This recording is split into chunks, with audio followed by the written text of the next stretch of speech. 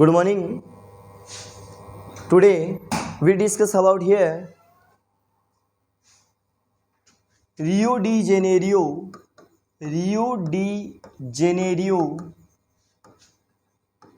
Earth Summit.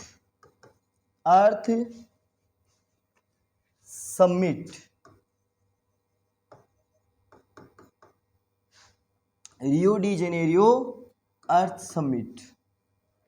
Okay, तो first of all देखिए, इसको समझिए आप कि क्या है। सबसे पहले कि जून 1992 के अंदर, कब भाई? जून 1992 के अंदर साउथ अमेरिका में, मैंने प्रीवियस वीडियो में भी बताया था आपको कि साउथ अमेरिका के ब्राज़ील में, कहाँ पर भाई? ब्राज़ील के रियो डी जेनेरियो में। कहाँ पर? रियो डी जेनेरियो में एक इंटरनेशनल जो है अर्थ समिट होती है। क्या होती है? इंटरनेशनल अर्थ समिट होती है। अर्थ समिट होती है। क्या होती है? इंटरनेशनल अर्थ समिट जो है हेल्ड होती है, कंडक्ट की जाती है। कब की जाती है? जून 1992 के अंदर।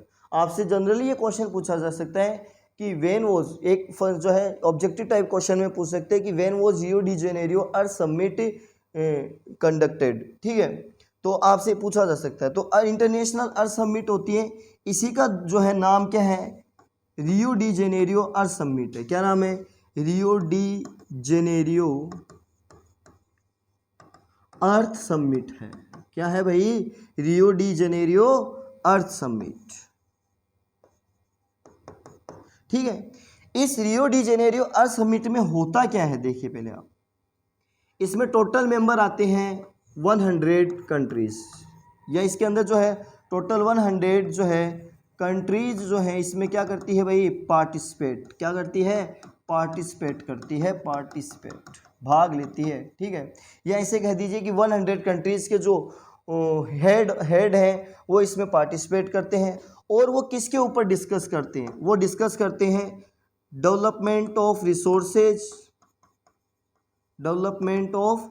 Resources and natural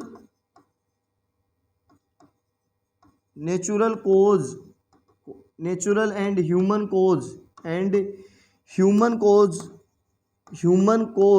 causes of the depletion of environment।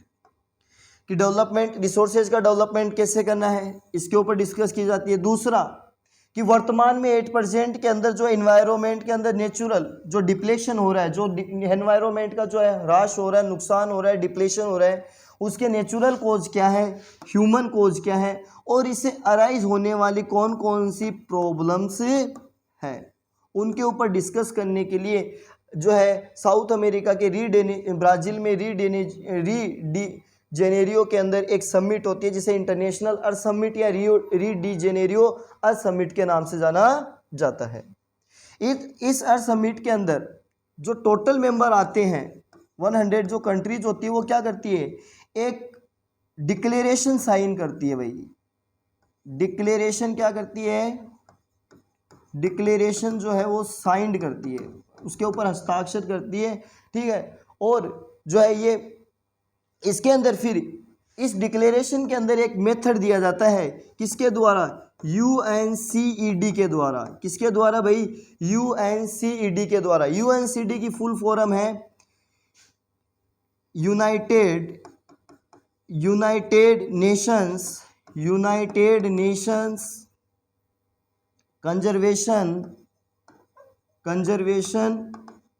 Of environment and development. ठीक है, ऑफ इन्वायरमेंट एंड डेवलपमेंट के ऊपर जो है यूएनसीडी एक क्या देती है, इस डिक्लेरेशन में एक यूएनसीडी के द्वारा एक मेथड दिया जाता है। यूएनसीडी जो है वो एक यूएनओ की, भाई यूनाइटेड नेशन ऑर्गेनाइजेशन का आपको नाम सुना होगा कि यूएनओ की एक संस्था है, क्या है, एक इंस्टीट्यूट है, और ये जो है इन्वायरमेंट के कंजर्वेशन के लिए वर्क करती है। इसने एक फॉर्मूला दिया और उस फॉर्मूले का नाम है 21 एजेंडा। 21 एजेंडा। इस एजेंडा में कहा गया, इस डिक्लेरेशन में यह कहा गया कि प्रत्येक एवरी कंट्री प्रत्येक देश जो इस रियो डी जेनेरियो अर्थ समिट में पार्टिसिपेट किया, वो एवरी कंट्री क्या करेगी, अपने लोकल लेवल पर क्या करेगी, 21 एजेंडा को क्या करेगी, इम्प्लीमेंट करेगी। क्या करेगी भाई, इम्प्लीमेंट करेगी। और इसको इम्प्लीमेंट करने के लिए वो सस्टेनेबल डेवलपमेंट की थ्योरी अपनाएंगे। किसकी अपनाएंगे भाई, सस्टेनेबल डेवलपमेंट की थ्योरी अपनाएंगे। अब मैंने आपको प्रीवियस वीडियो में बता दिया कि सस्टेनेबल जो डेवलपमेंट है वो होता क्या है। सस्टेनेबल डेवलपमेंट में रिसोर्सेज का इस तरीके से यूज किया जाता है कि प्रेजेंट जनरेशन की जो रिक्वायरमेंट है वो तो कंप्लीट हो जाए, और फ्यूचर जनरेशन की जो रिक्वायरमेंट है उनको क्या रखा जाए, ध्यान में रखा जाए, उनको कीप इन माइंड, उनको जो है ध्यान में रखा जाए या उनके साथ में कोई कॉम्प्रोमाइज नहीं किया जाए। ये है रियो डी जेनेरियो अर्थ समिट, इसका जो है मेन कंक्लूजन यही है। इसके बाद में हम पढ़ेंगे नेक्स्ट जो है अपना नेक्स्ट टॉपिक है वो है उसके बारे में हम बात करेंगे, जो डिस्कस करेंगे वो है indiscriminately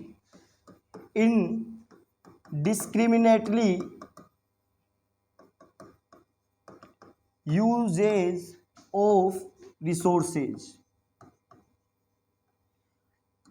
indiscriminately usage of resources जो है, यूजेज ऑफ रिसोर्सेज से क्या क्या जो है नुकसान होते हैं, क्या क्या जो है इसके बैड इफ़ेक्ट्स हैं, इसके बारे में हम बात करेंगे। कि अगर हम नेचुरल रिसोर्सेज का जो है इनडिस्क्रिमिनेटली मीन्स होता है जो है ओवर एक्सप्लॉइटेशन होता है।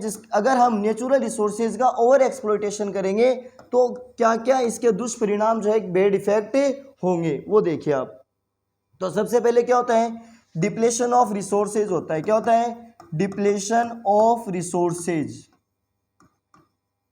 रिसोर्सेज का क्या होगा भाई, डिप्लेशन होगा। क्या होगा, डिप्लेशन होगा। रिसोर्सेज का क्या होगा, जो है रिसोर्सेज का जो है डिप्लेशन होगा। और इसके डिप्लेशन से क्या होगा, रिसोर्सेज के डिप्लेशन से जो हमारी रिक्वायरमेंट है वो क्या रहेगी, इनकम्प्लीट। क्या रहेगी भाई, इनकम्प्लीट रहेगी। क्या रहेगी, इनकम्प्लीट रहेगी। अगर हमने अपने लालच के लिए जो है सेल्फ जो है ग्रीड के लिए हमने रिसोर्सेज का डिप्लेशन किया या मिस यूज किया, तो हमारी जो रिक्वायरमेंट है, प्रेजेंट जनरेशन की रिक्वायरमेंट और फ्यूचर जनरेशन की जो रिक्वायरमेंट है वो क्या रहेगी, इनकम्प्लीट रहेगी। और इससे जो हमें क्या होगा, जो पर्यावरण के ऊपर इन्वायरमेंट है, इकोलॉजिकल जो सिस्टम है उसके ऊपर एक बैड इफेक्ट आएगा। नेक्स्ट जो है accumulation of resources. Accumulation of resources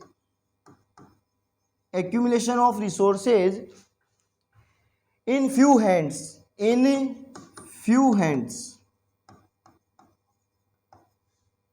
which divides the society in rich class and poor class।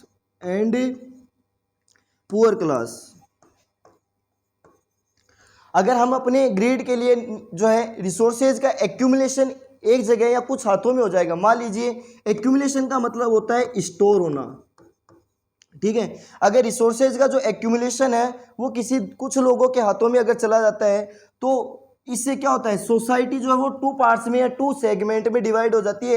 एक क्लास हो जाती है रिच क्लास और एक हो जाती है पुअर क्लास। और आपको पता है ये जो है एक सोशल जो है सेपरेटलिज्म है। क्या है ये, सोशल सेपरेटलिज्म है। और जो सोसाइटी के अंदर हमेशा जो है सेपरेटलिज्म को ही क्या करता है, अराइज करता है। नेक्स्ट देखिए, और थर्ड इसका जो कॉज, इसका जो नुकसान होगा, बैड इफेक्ट होगा, वो होगा एक्सप्लॉइटेशन ऑफ रिसोर्सेज से क्या होगा, exploitation of resources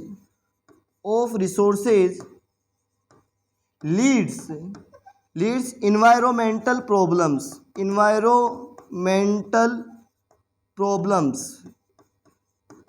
as like global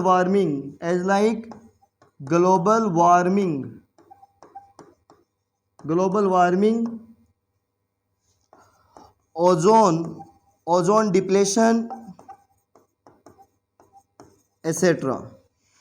exploitation, resources का अगर एक्सप्लॉयटेशन होगा, मिस यूज होगा, तो इन्वायरमेंटल प्रॉब्लम्स को क्या करेगी, लीड करेगी। इससे जो है ग्लोबल वार्मिंग की समस्या बढ़ेगी, ओजोन डिप्लेशन होगा, और भी बहुत सारी जो समस्या इन्वायरमेंट से रिलेटेड वो भी होगी। इसके बाद में देखिए नेक्स्ट जो वीडियो में हम जो है रिसोर्सेज प्लानिंग के बारे में डिस्कस करेंगे। आज के लिए इतना ही, थैंक यू।